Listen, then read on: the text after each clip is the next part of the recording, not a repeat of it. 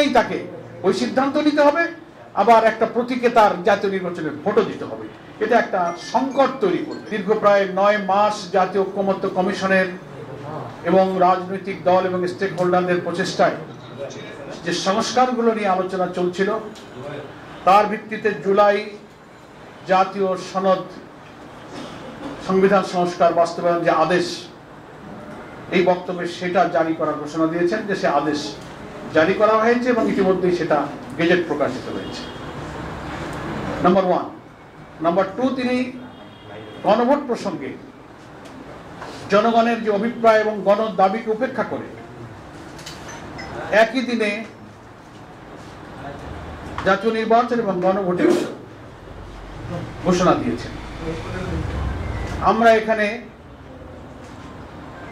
বাংলাদেশ জামাত ইসলামীর পক্ষ থেকে খুবই পরিষ্কার করে বলতে চাই যে প্রধান উপদেষ্টার একই দিনে গণভোট এবং জাতীয় নির্বাচনের ঘোষণায় জনগণের আকাঙ্ক্ষা পূর্ণ হয়নি। জনগণের যে অভিপ্রায় ছিল জুলাই সনদের আইনি ভিত্তি এবং জাতীয় নির্বাচনের আগে কি কি বিষয়ে সংস্কার হলো,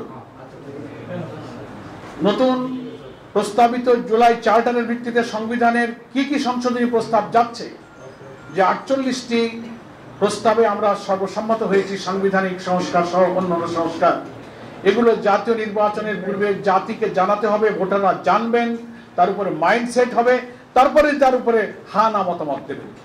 কিন্তু একই দিনে জাতীয় নির্বাচন, একই দিনে গণভোট হলে ভোটার তো সেই জুলাই চার্টার সম্পর্কে অবহিত হয়ে তিনি হা না ভোট দেবার পূর্বে তিনি তো সেটা আগে বুঝবেন, মাইন্ডসেট করবেন, অথচ একই দিনেই তাকে ওই সিদ্ধান্ত নিতে হবে, আবার একটা প্রতীকে তার জাতীয় নির্বাচনের ভোটও দিতে হবে।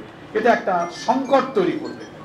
আমরা বারবার অনুরোধ করেছি, যুক্তি দিয়েছি, এটাও আমরা বলেছি যে বাংলাদেশের জাতীয় নির্বাচনের ইতিহাসে কেয়ারটেকার হোক আর যত নিরপেক্ষ নির্বাচনের কথাই আমরা বলি, প্রত্যেকটি নির্বাচনে কম বেশি কিছু কিছু ভোট কেন্দ্রে সহিংসতা হয়ে থাকে, বিশৃঙ্খলা হয়ে থাকে, 2-5টা কেন্দ্র বন্ধ হয়ে গেল, গোলাগুলি হলো, স্থগিত হয়ে গেল। তো একই দিনে ভোট হলে এমন ঘটনা তো যে কোনো কেন্দ্রে ঘটতে পারে, 5টা কেন্দ্র বন্ধ হয়ে গেল, তাহলে জাতীয় নির্বাচন প্রতীকের ভোট বন্ধ হলো, সেই দিন গণভোটের দশাটা কি হলো? এর কোনো জবাব নাই।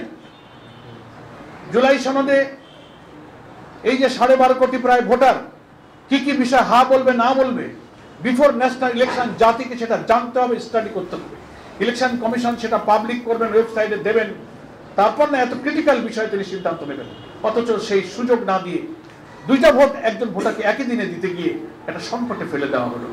আমরা যে সংকট নিরসনের জন্য বাংলাদেশ জামাত ইসলামী সহ 8টি ইসলামী এবং দেশপ্রেমিক সমমনা দল দাবি করে আসছি যে এই ভোটটা জাতীয় নির্বাচনের আগে করতে হবে, তাহলে এটার আইনি ভিত্তিটা দৃঢ় হবে, এটা নিয়ে পরবর্তীতে আদালত এবং আইনি ভিত্তি নিয়ে কোনো প্রশ্ন উঠবে না। সেই সংকট কিন্তু রয়েই গেল।